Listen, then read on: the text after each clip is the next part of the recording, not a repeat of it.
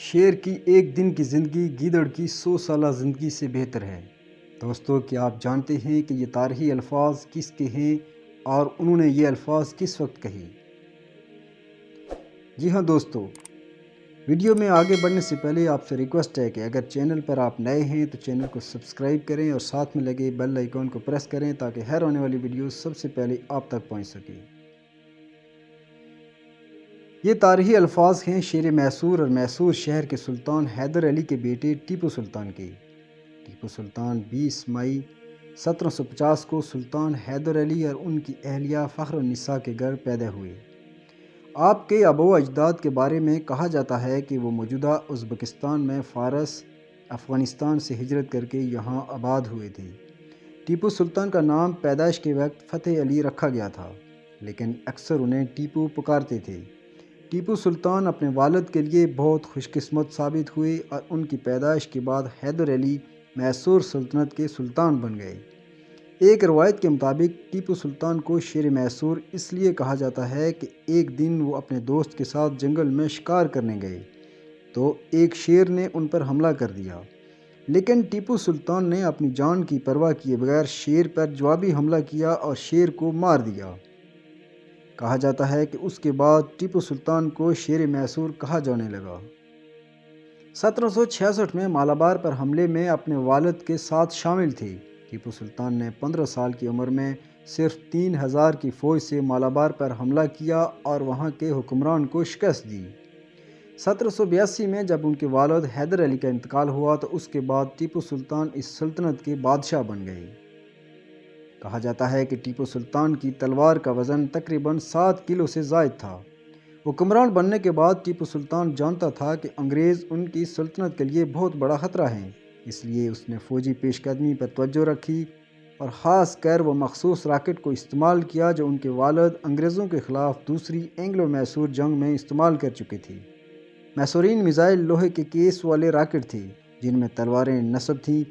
یہ راکٹ لمبی رینج کے ہوتے تھے اور زمین پر لگنے سے پہلے دشمنوں پر تلواروں سے حملہ کرتے تھے۔ اگرچہ انگریزوں کے پاس ہتھیار کی کوئی کمی نہ تھی، لیکن ٹیپو سلطان کے میزائل اپنی رینج اور تباہ کن صلاحیتوں کی وجہ سے بہت مشہور تھے۔ مسلمانوں کی بدقسمتی دیکھیں کہ حیدرآباد کا نظام جو مسلمان تھا اور تامل ناڈو کی ریاست کے مسلمان حکمرانوں نے ٹیپو سلطان کی ریاست کو اپنے لیے خطرہ سمجھتے ہوئے انگریزوں کا ساتھ دینے کا فیصلہ کیا۔ 1787 میں انگریزوں کی مدد سے مرہٹوں اور نظام آف حیدرآباد نے مل کر ٹیپو سلطان کی ریاست پر حملہ کر دیا، لیکن اللہ کی مدد سے ٹیپو سلطان نے انہیں شکست دی۔ اس کے بعد 1789 میں تینوں نے مل کر ایک مرتبہ پھر میسور پر حملہ کر دیا۔ انگریزوں کی چالوں اور اپنوں کی غداری کی وجہ سے ٹیپو سلطان کو انگریزوں سے صلح کرنا پڑی اور بھاری تاوان ادا کیا اور اپنے دونوں بیٹے انگریزوں کی تحویل میں بطور ضمانت دینا پڑے۔ ٹیپو سلطان کو انگریزوں سے اتنی نفرت تھی کہ وہ ایسٹ انڈیا کمپنی کا بنا ہوا نمک استعمال نہیں کرتے تھے۔ ریاست میسور میں ٹیپو سلطان نے صنعت کو فروغ دیا جس سے بڑے پیمانے پر لوگوں کو روزگار ملا اور زر مبادلہ حاصل ہونے لگا۔ شہید سلطان کی دینداری کا یہ عالم تھا کہ جنگوں میں مصروف ہونے کے باوجود کبھی بھی کوئی نماز قضا نہیں کی۔ ٹیپو سلطان کا دور عوام کی فلاح و بہبود کا دور تھا۔ ٹیپو سلطان کی داڑھی کو لے کر بہت ساری باتیں مشہور ہیں۔ کچھ کہتے ہیں کہ ان کی داڑھی قدرتی طور پر بہت کم تھی اور کچھ کہتے ہیں کہ انہوں نے داڑھی نہیں رکھی ہوئی تھی۔ ٹیپو سلطان کی دینداری کا عالم یہ تھا کہ جب انہوں نے شاہی محل کے ساتھ مسجد اعلیٰ تعمیر کروائی تو انہوں نے اعلان کیا کہ پہلی نماز وہ پڑھائے گا جس کی آج تک کوئی نماز قضا نہ ہوئی ہو، لیکن مجمع میں کوئی بھی سامنے نہیں آیا تو ٹیپو سلطان نے کہا کہ الحمدللہ میری آج تک کوئی نماز قضا نہیں ہوئی، اور انہوں نے نماز پڑھا کر افتتاح کیا۔ 1799 میں انگریزوں، مرہٹوں اور نظام کی متحدہ فوج نے چاروں طرف سے ٹیپو سلطان کی ریاست پر حملہ کر دیا اور انگریزوں نے ٹیپو سلطان کے خاص وزراء میر صادق، میر جعفر اور کئی دوسرے لوگوں کو دولت کی لالچ دے کر انہیں اپنے ساتھ ملا لیا۔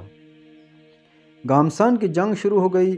غداروں نے ٹیپو سلطان کے ذخیرہ کیے گئے اسلحے و بارود میں آگ لگا دی اور قلعہ کے گیٹ کھلوا دیے۔ اسی دوران ایک انگریز افسر نے ٹیپو سلطان کو بھاگ جانے اور اپنی جان بچانے کا کہا تو شیر میسور نے یہ تاریخی جملہ کہا، شیر کی ایک دن کی زندگی گیدڑ کی 100 سالہ زندگی سے بہتر ہے۔ ٹیپو سلطان نے اپنوں کی غداری کے باوجود بھرپور حملہ کیا اور یوں 4 مئی 1799 کو انگریزوں سے لڑتے ہوئے شہید ہو گئے اور ریاست میسور کا پرچم ہمیشہ کے لیے سرنگوں ہو گیا۔ شہادت کے وقت ان کی عمر 48 سال تھی۔ انگریز ٹیپو سلطان سے اتنے ڈرتے تھے کہ ان کی شہادت کے وقت کئی گھنٹے گزر جانے کے باوجود کوئی بھی انگریز ان کے قریب نہ جا سکا۔ وہ انگریزوں کے لیے اتنا بڑا خطرہ تھے کہ ان کی شہادت کی خبر سن کر برطانیہ میں جشن منایا گیا۔ ٹیپو سلطان کہا کرتے تھے کہ انگریز ہندوستان اور مسلمان دونوں کے لیے خطرناک ہیں، ان سے ہندوستان کو پاک کرنا ملک و ملت کی سب سے بڑی خدمت ہے۔ جس کام میں غدار پیدا ہو جائیں اس کام کے مضبوط قلعے بھی ریت کی دیوار ثابت ہوتے ہیں۔ ٹیپو سلطان کو قیامت تک لوگ ہیرو کے طور پر یاد رکھیں گے، جبکہ میر صادق اور میر جعفر کا نام جب بھی آئے گا لوگ انہیں غدار کہہ کر پکاریں گے۔